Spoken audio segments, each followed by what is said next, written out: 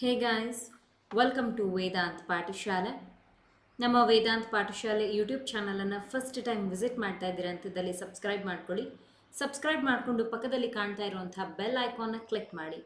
ಆಗ ನಮ್ಮ ಚಾನಲ್ನ ಕಡೆಯಿಂದ ಅಪ್ಲೋಡ್ ಮಾಡುವಂಥ ಎಲ್ಲ ಸೆಷನ್ಸ್ ನಿಮಗೆ ನೋಟಿಫೈ ಆಗುತ್ತೆ. ನಮ್ಮ ವೇದಾಂತ್ ಪಾಠಶಾಲೆ ಕಡೆಯಿಂದ ಎಲ್ಲ PSA ವಿದ್ಯಾರ್ಥಿಗಳಿಗೆ ಉಪಯೋಗ ಆಗಲಿ ಅಂತ ಒಂದು ಪುಸ್ತಕವನ್ನು ಬಿಡುಗಡೆ ಮಾಡಲಾಗಿದೆ. ಈ ಪುಸ್ತಕವು ನಿಮಗೆ ಒಂದು ಸೋರ್ಸ್ನ ರೀತಿಯಲ್ಲಿ ಸಹಾಯವನ್ನು ಮಾಡುತ್ತೆ. ನೀವು ಕೂಡ ಮುಂಬರುವಂತಹ PSI 545 ಮತ್ತು 402 ಎಕ್ಸಾಮ್ಸ್ಗೆ ತಯಾರಿಯನ್ನು ನಡೆಸ್ತಾ ಇದ್ದೀರ ಅಂತಿದ್ದಲ್ಲಿ ಈ ಪುಸ್ತಕವನ್ನು ಖರೀದಿ ಮಾಡಬಹುದು. ಹೆಚ್ಚಿನ ಮಾಹಿತಿಗೆ ಇಲ್ಲಿ ಕಾಣ್ತಾ ಇರುವಂತಹ ಮೊಬೈಲ್ ಸಂಖ್ಯೆಯನ್ನು ನೀವು ಸಂಪರ್ಕಿಸಬಹುದಾಗಿದೆ.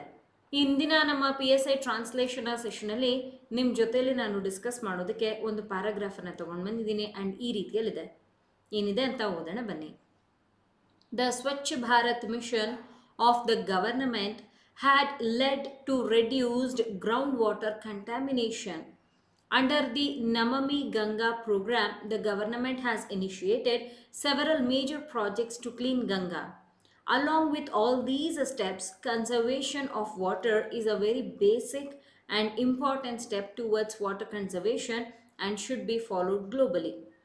Treatment of sewage before their disposal in the water bodies and using environmental friendly products that do not form toxins when dissolved in water.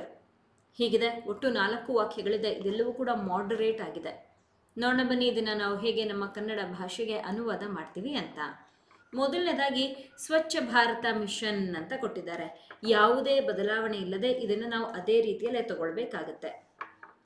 Swachh Bharat mission, ಯೋಜನೆ ಅಥವಾ ಮಿಷನ್ ಎರಡರಲ್ಲಿ ಒಂದು. ನೋಡೋಣ. ಆಫ್ ದ ಗವರ್ನಮೆಂಟ್ ಅಂತ ಕೊಟ್ಟಿದ್ದಾರೆ. ಇದನ್ನು ನಾವು ತಗೊಳ್ತೀವಿ ಸರ್ಕಾರದ. ಈ ರೀತಿಯಲ್ಲಿ ಹ್ಯಾಡ್ ಲೆಡ್ ಅಂದರೆ ನಡೆಸಿರುವಂಥದ್ದು. ಓಕೆ, ನಡೆಸಿದೆ. ಯಾಕಾಗಿ ನಡೆಸಿರುವಂಥದ್ದು? To reduced ground water contamination. Reduced ಕಡಿಮೆ ಮಾಡಿದ ಅಥವಾ ಕಡಿಮೆಯಾದ, anything is okay. Ground water ಅಂತರ್ಜಲ. ಅಂತರ್ಜಾಲ ಇಂಟರ್ನೆಟ್, ಅಂತರ್ಜಲ ಗ್ರೌಂಡ್ ವಾಟರ್. ಕಂಟ್ಯಾಮಿನೇಷನ್, ಇದನ್ನು ಕಂಟ್ಯಾಮಿನೇಷನ್ ಕಲುಷಿತ ಬರೆಯೋಣ. ಕಲುಷಿತ ಫುಲ್ ಸ್ಟಾಪ್. ನೋಡಿ, ಇಲ್ಲಿಗೆ ನಮ್ಮ ವೊಕ್ಯಾಬ್ಯುಲರಿ ಮುಗ್ದಿದೆ. ಏನು ಹೇಳ್ತಾ ಇದ್ದಾರೆ ಅರ್ಥ ಮಾಡ್ಕೊಳ್ಳೋಣ. ಸ್ವಚ್ಛ ಭಾರತ ಹೆಸರಲ್ಲೇ ಇದೆ ನೋಡಿ, ಏನಂತ? ಸ್ವಚ್ಛ ಅಂತ. ಏನು ಹೀಗಂದರೆ ನೀಟಾಗಿರೋದು, ಕ್ಲೀನ್ ಆಗಿರೋದು ಅಂತ ಅರ್ಥ ಅಲ್ವಾ? ಇದರ ಅಡಿಯಲ್ಲಿ ಇದು ಏನೇನು ನಡೆಸಿದೆಯಂತೆ, ಇದು ಏನು ಮಾಡಿದೆ ಅಂತ ಹೇಳ್ತಾ ಇರುವಂಥದ್ದು ರೆಡ್ಯೂಸ್ಡ್ ಗ್ರೌಂಡ್ ವಾಟರ್ ಕಂಟ್ಯಾಮಿನೇಷನ್. ಅಂತರ್ಜಲ ಕಲುಷಿತ ಆಗೋದನ್ನು ಕಡಿಮೆ ಮಾಡಿದ್ಯಂತೆ. ಹಾಗಾದರೆ ಯಾರು ಕ್ರಿಯೆಯನ್ನು ನಡೆಸಿರುವಂಥದ್ದು? ಸ್ವಚ್ಛ ಭಾರತ ಮಿಷನ್. ಇದೇ ಸಬ್ಜೆಕ್ಟ್ ಆಗಿದೆ. ಹ್ಯಾಡ್ ಲೆಡ್ ನಡೆಸಿದೆ ಅಲ್ವಾ? ಇದು ವರ್ಬ್ ಆಗುತ್ತೆ.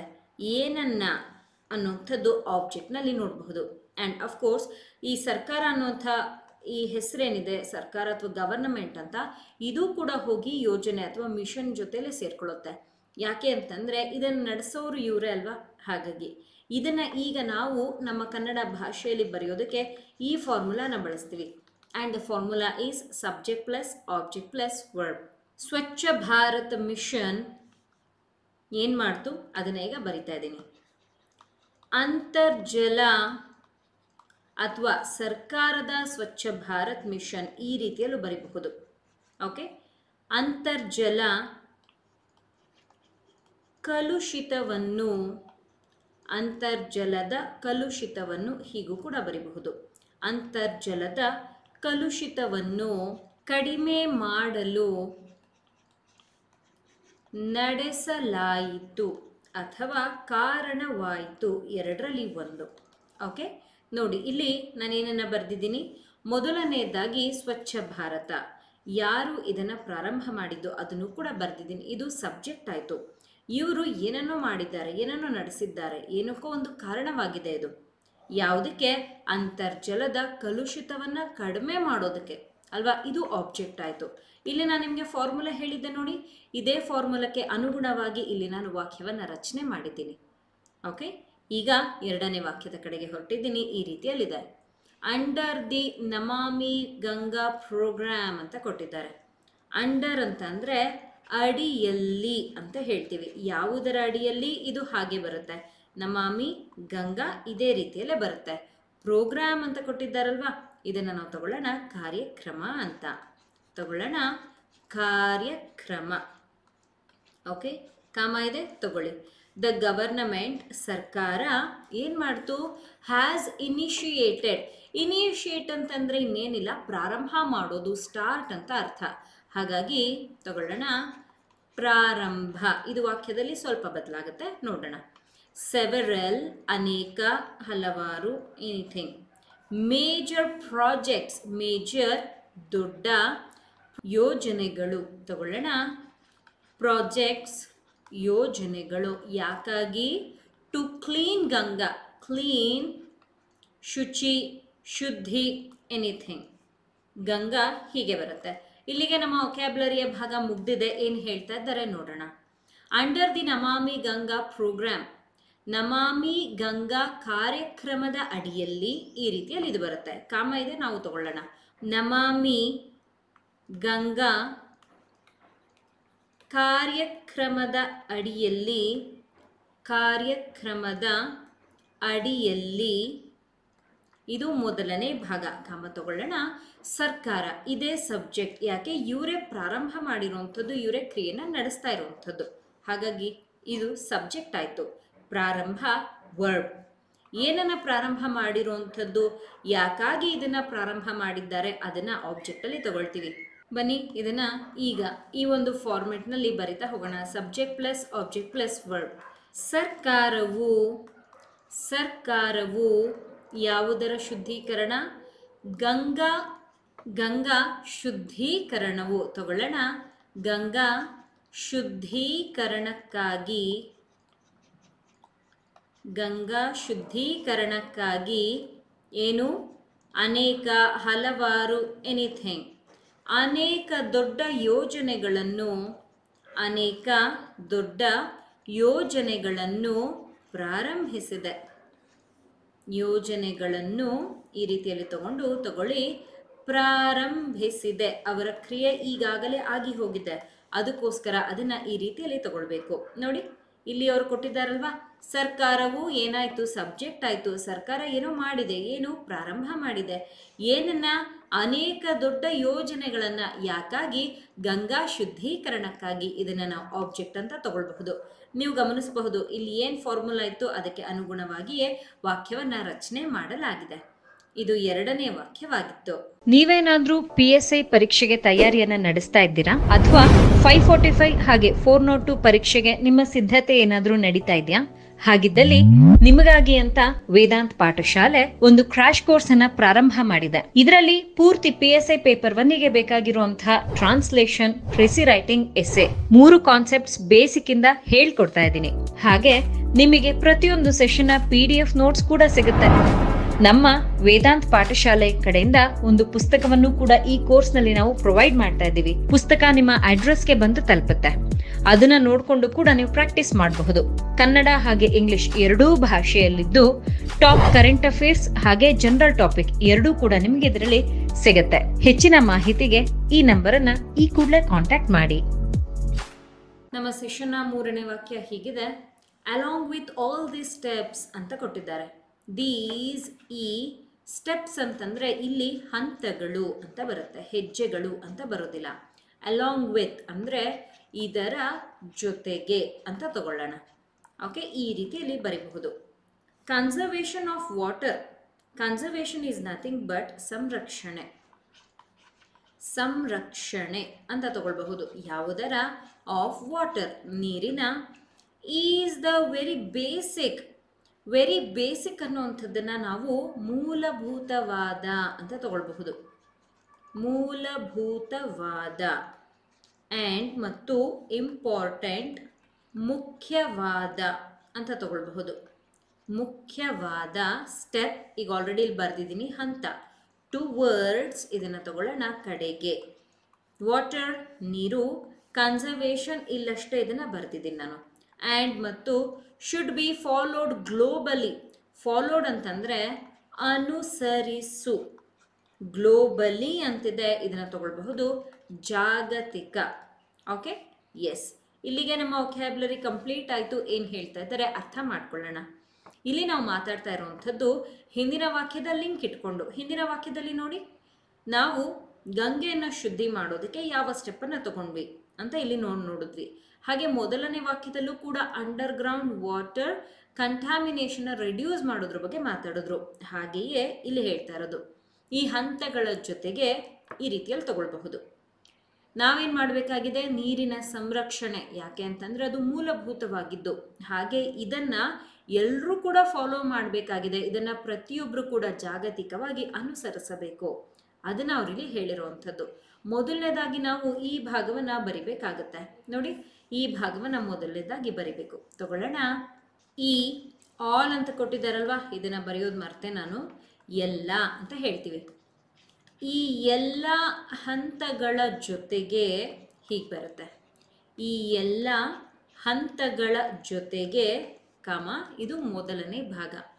Conservation of water is a very basic and important step towards water conservation and should be followed globally. ಇದನ್ನು ಹೀಗೆ ಬರೆಯೋಣ.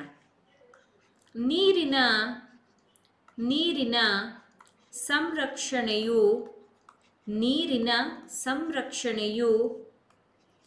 ಬಹಳ ಮೂಲಭೂತವಾದದ್ದು ಮತ್ತು important step towards water conservation. ಮತ್ತು ನೀರಿನ ಸಂರಕ್ಷಣೆಯೆಡೆಗೆ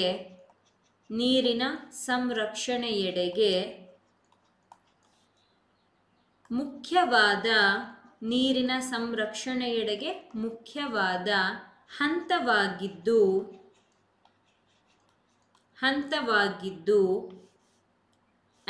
ಮತ್ತು ಜಾಗತಿಕವಾಗಿ ಅನುಸರಿಸಬೇಕಾಗಿದೆ. ಹೀಗೆ ಬರುತ್ತೆ, ಅನುಸರಿಸಬೇಕಾಗಿದೆ. ನೋಡಿ, ಫುಲ್ ಸ್ಟಾಪ್. ಈ ರೀತಿಯಲ್ಲಿ ನಾವು ವಾಕ್ಯವನ್ನು ತಗೊಳ್ಬಹುದು. ಇಲ್ಲಿಗೆ ನಾನು ಏನು ಮಾಡಿದ್ದೀನಿ ಅಂತಂದರೆ ಯಾವುದೇ ಫಾರ್ಮುಲಾ ಬಳಸಿಲ್ಲ. ಈ ವಾಕ್ಯಕ್ಕೆ ಯಾವುದೇ ಫಾರ್ಮುಲಾ ಬಳಸಿಲ್ಲ. ಮೊದಲನೇದಾಗಿ ಹಿಂದಿನ ವಾಕ್ಯಗಳಲ್ಲಿ ಏನೆಲ್ಲ ನೋಡ್ಕೊಂಡು ಬಂದ್ವಿ ಅದನ್ನು ಹಂತಗಳು ಅಂತ ಹೆಸರಿಸಿರುವಂಥದ್ದು. ಆಮೇಲೆ ನೀರಿನ ಸಂರಕ್ಷಣೆ ನಮಗೆ ತುಂಬ ಮುಖ್ಯ, ಯಾಕೆಂದರೆ ಇದು ನಮಗೆ ಮೂಲಭೂತವಾದದ್ದು ಅಂತ ಬರೆದೆ. ಅದಾದಮೇಲೆ ನೀರಿನ ಸಂರಕ್ಷಣೆ ಒಂದು ಮುಖ್ಯವಾಗಿರೋ ಹಂತ ಅಂತ ಬರೆದೆ. ಇದು ಮೂಲಭೂತವಾಗಿದೆ, ಮುಖ್ಯವಾಗಿದೆ, ಹಾಗಾಗಿ ಇದನ್ನು ಅನುಸರಿಸಬೇಕು ಅಂತ ಇಲ್ಲಿ ಬರೆದೆ. ಇಲ್ಲಿ ಇದನ್ನು 3 ಭಾಗಗಳಾಗಿ ವಿಂಗಡಿಸ್ಕೊಂಡು ಬರೆದಿದ್ದೀನಿ ಅಷ್ಟೇ. ಯಾವುದೇ ಫಾರ್ಮುಲಾದ ಬಳಕೆ ಇಲ್ಲಿ ನಾನು ಮಾಡಿಲ್ಲ. ಓಕೆ, ನಮ್ಮ ಸೆಷನ್ನ ಕೊನೆಯ ವಾಕ್ಯ ಟ್ರೀಟ್ಮೆಂಟ್ ಆಫ್ ಸೀವೇಜ್ ಅಂತ ಕೊಟ್ಟಿದ್ದಾರೆ. ಟ್ರೀಟ್ಮೆಂಟ್ ಈಸ್ ನಥಿಂಗ್ ಬಟ್ ಸಂಸ್ಕರಣೆ, ಅಂದರೆ ಪ್ರೋಸೆಸ್ ಅಂತ ಹೇಳ್ತೀವಲ್ಲ ಅದು. ಯಾವುದರ? ಸೀವೇಜ್ ಅಂತಂದರೆ ಕೊಳಚೆ ನೀರು. ಓಕೆ, ಬಿಫೋರ್ ದೇರ್ ಡಿಸ್ಪೋಸಲ್ ವಿಲೇವಾರಿ ಅಂತ ಹೇಳಬಹುದು. ಬಿಫೋರ್ ಮುನ್ನ, ದೇರ್ ಅದರ, ವಸ್ತು ಅಲ್ವಾ, ಅದಕ್ಕೋಸ್ಕರ. ಇನ್ ದ ವಾಟರ್ ಬಾಡೀಸ್, ಜಲಮೂಲಗಳಲ್ಲಿ ಅಂತ ಬರುತ್ತೆ. ಇಲ್ಲಿ ಬರಿತೀನಿ ನಾನು, ಜಲಮೂಲಗಳಲ್ಲಿ. ಆ್ಯಂಡ್ ಮತ್ತು ಯೂಸಿಂಗ್ ಬಳಕೆ, ಎನ್ವಿರಾನ್ಮೆಂಟ್ ಫ್ರೆಂಡ್ಲಿ ಪ್ರಾಡಕ್ಟ್ಸ್ ಪರಿಸರ ಸ್ನೇಹಿ ಉತ್ಪನ್ನ, ಪರಿಸರ ಸ್ನೇಹಿ ಉತ್ಪನ್ನಗಳು ಅಂತ ಬರುತ್ತೆ. ದ್ಯಾಟ್ ಅದು do not form toxins. Do not form ಅಂತಂದರೆ ಯಾವುದೇ ರೀತಿಯಲ್ಲೂ ಕೂಡ ಇದು ವಿಷ ಆಗಿ ಕನ್ವರ್ಟ್ ಆಗದಿರೋ ಹಾಗೆ, ವಿಷವಾಗಿ ತಿರುಗದೇ ಇರೋ ಹಾಗೆ, ಆ ಒಂದು ರೂಪವನ್ನು ತಗೊಳ್ಳದೇ ಇರೋ ಹಾಗೆ ಅಂತ. ಹಾಗಾಗಿ ತಗೊಳ್ಳೋಣ, ಇದನ್ನು ನಾನು ವಿಷ ಅಂತ ತಗೊಳ್ತಾ ಇದ್ದೀನಿ. ಟಾಕ್ಸಿನ್ಸ್ ವಿಷ ಅಂತ ತಗೊಳ್ಬಹುದು. ಡು ನಾಟ್ ಫಾರ್ಮ್, ಇದನ್ನು ಬರೆಯೋಣ ರೂಪಿಸದೆ ಅಂತ ತಗೊಳ್ಬಹುದು. ವೆನ್ ಡಿಸಾಲ್ವ್ಡ್ ಇನ್ ವಾಟರ್, ನೀರಿನಲ್ಲಿ ಕರಗಿದಾಗ ಅಂತ ಬರುತ್ತೆ.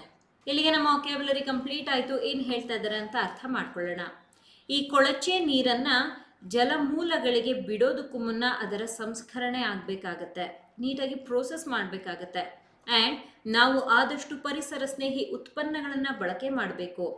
ಈ ರೀತಿ ನಾವು ಮಾಡೋದ್ರಿಂದ ನೀರಿನಲ್ಲಿ ಯಾವುದೇ ರೀತಿಯ ವಿಷ ಅನ್ನುವಂಥದ್ದು ಸೇರ್ಕೊಳ್ಳೋದಿಲ್ಲ. ಅದನ್ನ ಇಲ್ಲಿ ಹೇಳ್ತಾ ಇರುವಂಥದ್ದು. ಹೇಗೆ ಬರಿತೀವಿ ನೋಡಿ, ಬರೆದು ತೋರಿಸ್ತಾ ಇದ್ದೀನಿ. ಜಲಮೂಲಗಳಲ್ಲಿ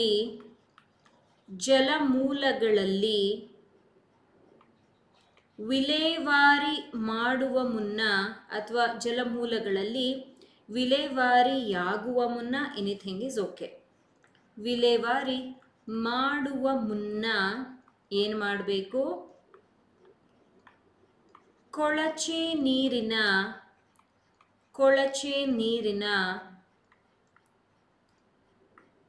ಸಂಸ್ಕರಣೆಯಾಗಬೇಕು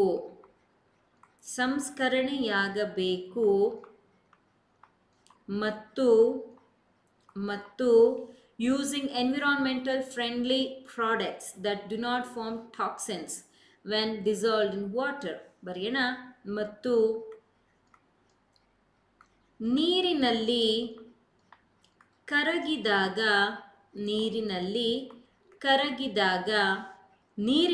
ಕರಗಿದಾಗ ವಿಷವನ್ನು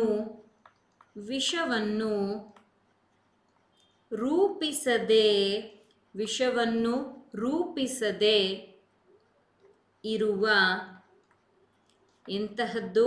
ಪರಿಸರ ಸ್ನೇಹಿ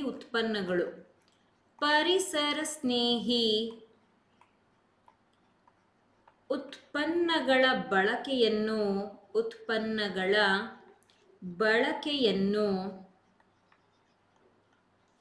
ಮಾಡಬೇಕು. Full stop. ನೋಡಿ, ಈ ರೀತಿಯಲ್ಲಿ ನಾನು ವಾಕ್ಯವನ್ನು ತಗೊಂಡಿದ್ದೀನಿ. ಇಲ್ಲಿಯೂ ಕೂಡ ಯಾವುದೇ ಒಂದು ವಾಕ್ಯದ ರಚನೆಗೆ ನಾನು ಫಾರ್ಮುಲಾ ಬಳಸಿಲ್ಲ. ಮೊದಲನೇದಾಗಿ, ನೀರಿಗೆ ಡೈರೆಕ್ಟಾಗಿ ನಾವು ಹಾಕುವಂತಹ ಈ ಕಂಟ್ಯಾಮಿನೇಟೆಡ್ ಏನೇನು ಇರ್ತವೆ, ಅದು ಕೆಮಿಕಲ್ಸ್ ಇರಬಹುದು, ಇಟ್ ಕುಡ್ ಬಿ ಎನಿಥಿಂಗ್, ಅವೆಲ್ಲವನ್ನು ನಾವು ಕಲುಷಿತ ಅಂತಲೇ ಹೇಳ್ತೀವಿ. ಅದು ನೀರಿಗೆ ಹಾಕಿದಾಗ ಅಫ್ಕೋರ್ಸ್ ನೀರು ಕೂಡ ಹಾಳಾಗುತ್ತೆ, ಚೆನ್ನಾಗಿರುವ ನೀರು ಕಂಟ್ಯಾಮಿನೇಟ್ ಆಗುತ್ತೆ.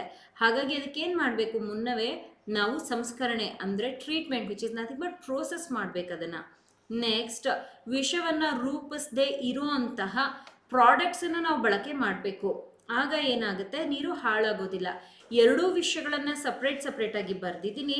ಯಾವುದಕ್ಕೂ ಕೂಡ ಇಲ್ಲಿ ನಾನು ಫಾರ್ಮುಲಾ ಬಳಸಿಲ್ಲ. ವಿತೌಟ್ ಫಾರ್ಮುಲಾ ನಾನು 3ನೇ ವಾಕ್ಯದಲ್ಲೂ ಕೂಡ ನಿಮಗೆ ತೋರಿಸ್ತೆ ನೋಡಿ. ವಿತೌಟ್ ಫಾರ್ಮುಲಾ ನೀವು ಸೆಂಟೆನ್ಸನ್ನು ಫ್ರೇಮ್ ಮಾಡಬಹುದು. ವಿತ್ ಫಾರ್ಮುಲಾ ಹಾಕ್ಕೊಂಡು ಕೂಡ ನೀವು ಸೆಂಟೆನ್ಸನ್ನು ಫ್ರೇಮ್ ಮಾಡಬಹುದಿರುತ್ತೆ. It is up to you. ನಾನು ಎರಡೂ ರೀತಿಯಲ್ಲಿ ಹೇಳ್ಕೊಡ್ತೀನಿ. ನಿಮಗೆ ಯಾವುದು ಸೂಕ್ತ ಅನಿಸುತ್ತೆ, ನಿಮಗೆ ಯಾವುದು ಬೇಗ ಅರ್ಥ ಆಗುತ್ತೆ, ನೀವು ಅದನ್ನು ಫಾಲೋ ಮಾಡಬಹುದಿದೆ. Okay, so this was today's session. ಇವತ್ತಿನ ಸೆಷನ್ ನಿಮಗೆ ಇಷ್ಟ ಆದಲ್ಲಿ ಲೈಕ್ ಮಾಡೋದನ್ನ ಮರಿಬೇಡಿ. ಚಾನಲ್ಗೆ ಹೊಸಬ್ರಿದ್ದೀರಾ ಅಂತಿದ್ದಲ್ಲಿ ಸಬ್ಸ್ಕ್ರೈಬ್ ಮಾಡ್ಕೊಳ್ಳಿ. ನಮ್ಮ ಕೋರ್ಸ್ಗೆ ಜಾಯಿನ್ ಆಗಬೇಕು, ನಮ್ಮ ಪುಸ್ತಕವನ್ನೇನಾದರೂ ತಗೊಳ್ಬೇಕು ಅಂತಿದ್ದಲ್ಲಿ ಇಲ್ಲಿ ಕಾಣ್ತಾ ಇರುವಂತಹ ಮೊಬೈಲ್ ಸಂಖ್ಯೆಗೆ ಈ ಕೂಡಲೇ ನೀವು ನಮ್ಮನ್ನು ಕಾಂಟ್ಯಾಕ್ಟ್ ಮಾಡಬಹುದು. Thank you people. Happy learning.